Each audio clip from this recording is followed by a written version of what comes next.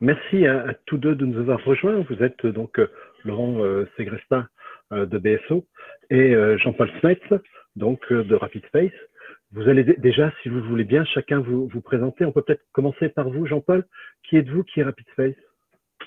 Donc RapidSpace est un fournisseur de cloud qui a la particularité d'avoir un modèle complètement transparent, c'est-à-dire qu'en fait, on utilise uniquement des logiciels libres, uniquement du matériel libre, et on publie toutes nos procédures d'exploitation avec l'idée que comme ça, les gens peuvent copier notre logiciel, acheter le même matériel et reproduire nos process de gestion pour cloner notre service.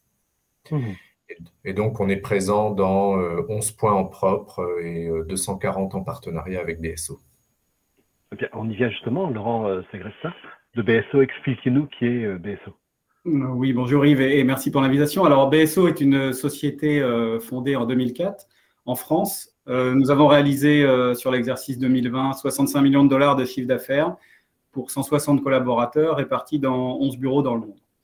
Alors, notre mission, c'est d'opérer des infrastructures haute disponibilité pour les business et les applications critiques. Donc, pour ça, on va intervenir sur deux métiers. Un métier d'opérateur télécom domestique et international et un métier de fournisseur de services cloud et d'infogérance, principalement autour du IaaS. Tout à fait. Et c'est cette vision, donc fournisseur de services, où Jean-Paul, vous avez travaillé avec BSO. Dans quelles conditions et pourquoi? En fait, construire son propre cloud, c'est relativement facile. C'est ce qu'on voulait montrer avec RapidSpace. Beaucoup de gens ont essayé dans le passé, ont échoué, mais c'est parce qu'ils n'ont pas forcément pris les bons logiciels. Mais quand on prend les bons logiciels et qu'on fait des choses simples, c'est assez simple. Trouver des data centers à des coûts abordables ou du bon matériel, c'est assez simple aussi. Il suffit de prendre de l'open compute. Mais en revanche, faire gérer son réseau de façon fiable, ça c'est compliqué. Parce que quand vous créez un cloud, vous avez besoin de votre range d'adresse IP à vous, une AS, Autonomous System, et vous avez besoin de l'interconnecter aux autres acteurs. Ça s'appelle les Border Gateway. Et les Border Gateway, ça nécessite des équipes en 24/7 extrêmement compétentes. C'est quelque chose qu'on ne peut pas faire tout seul si on est petit comme RapidSpace. Et donc, on a nécessairement besoin d'un acteur capable de fournir des services finalement de terminaison d'AS, donc de Border Gateway. Et donc, nous, on en avait un pendant 10 ans qui n'avait qu'une seule Border Gateway en France, ce qui faisait que quand on se connectait du Japon à la Chine, ça passait par la France et donc ça faisait un service très long.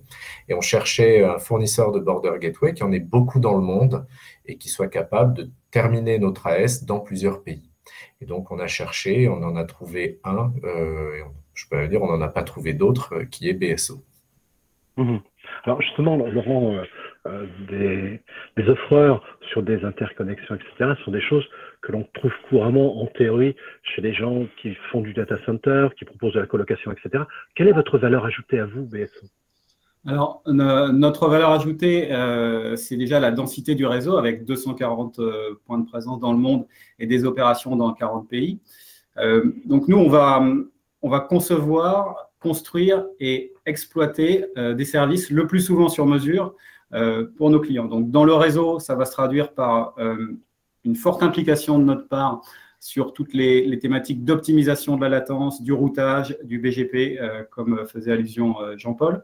Et sur la partie cloud, on va construire nos services sur notre propre plateforme, construire des plateformes privées pour les clients ou s'intégrer en tant qu'opérateur dans l'écosystème cloud hybride en permettant la communication entre les clouds publics et les types de cloud que je viens de citer. Au-delà de cette compétence technique, notre valeur ajoutée est donc d'être dans le sur-mesure beaucoup et d'être très proche de nos clients, très à l'écoute dans la conception en amont des solutions. C'est un point important, Jean-Paul, puisque je sais que vous développez vos propres solutions. Vous l'avez évoqué également en open source. Le fait d'avoir un partenaire qui sait de quoi on parle en matière de développement, j'imagine que c'est un appui pour vos projets. En fait, c'est assez génial. C'est-à-dire que le directeur technique de BSO sait ce que c'est que du logiciel libre, utilise du logiciel libre, de préférence européen.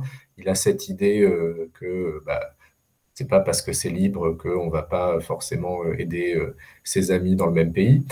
Et BSO, en fait, nous a été présenté par un ami commun qui est un ancien développeur de la base de données MariaDB, qui est une des bases de données d'origine européenne les plus utilisées au monde.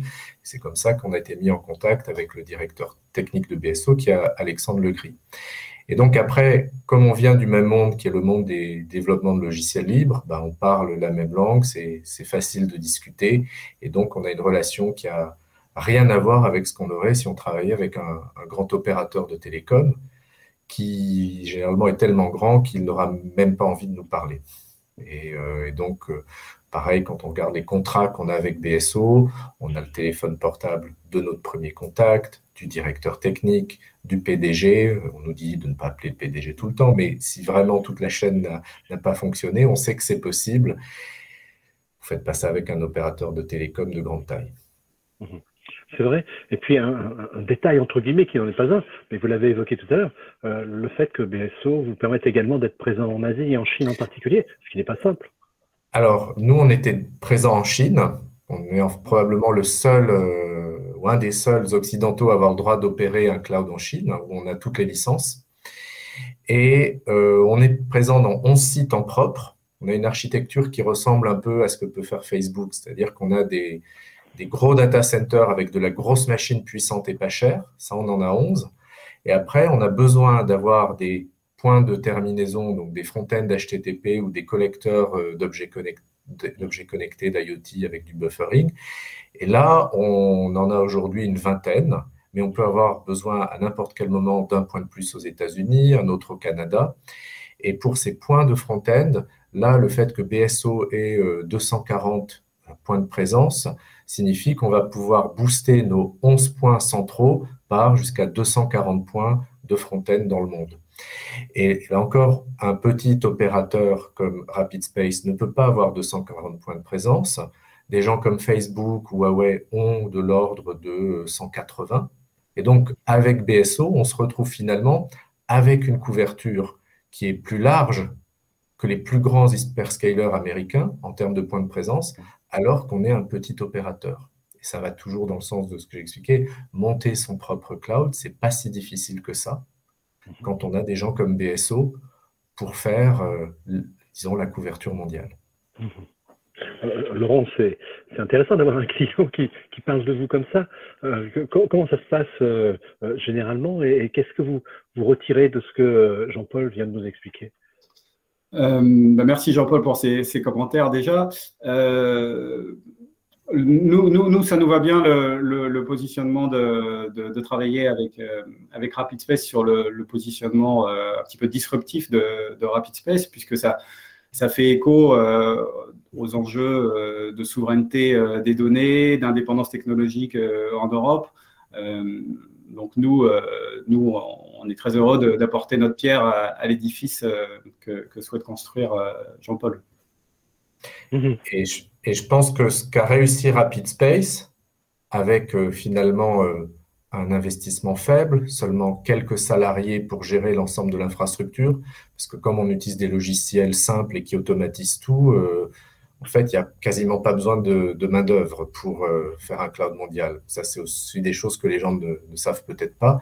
Mais si RapidSpace a réussi, bah, ça veut dire que Airbus pourrait y arriver, que les banques françaises pourraient y arriver, qu'on n'a pas besoin d'une équipe de 50 ou 100 personnes pour monter un cloud mondial. On a juste besoin d'une société comme BSO d'un côté qui garantit la couverture réseau et front-end mondiale, et d'autre part d'avoir quelques gros data centers qu'on maîtrise bien pour faire tourner le gros de l'infrastructure.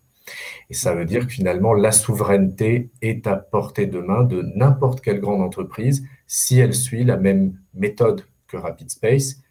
D'ailleurs, on publie tout, donc il suffit d'aller lire notre manuel et de nous copier. Tout à fait.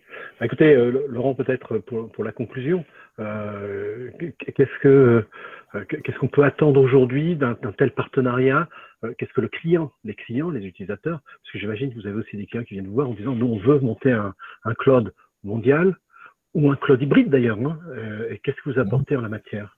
Oui, bah bon, le marché du IaaS, du cloud, c'est 20 milliards de dollars par trimestre. de revenus, donc c'est colossal. Donc il y a de la place pour tout le monde, je dirais, et notamment pour des projets disruptifs, encore une fois, comme ceux de RapidSpace. Nous, on a un ADN très technique avec cette double casquette hébergement, cloud, infogérance et réseau. Et encore une fois, on est ravis de participer à ce type de projet. Jean-Paul, s'il y avait une question que vous auriez souhaité que je vous pose. Oui, quand est-ce que le CAC 40 et le DAX 30 vont arrêter de gaspiller leur argent chez les hyperscalers américains alors que c'est tellement facile de monter un cloud? Tout à fait. Avec Laurent, donc avec BSO, n'est-ce pas? Par exemple, et avec RapidSpace ou en copiant des méthodes de ce type qui sont nombreuses. Tout à fait. Mais écoutez, on va vous suivre avec beaucoup d'attention puisque vos projets sont communs, sont extrêmement intéressants. Donc, merci à vous, messieurs, et puis à vous retrouver bientôt. Merci à vous. Merci. Au revoir.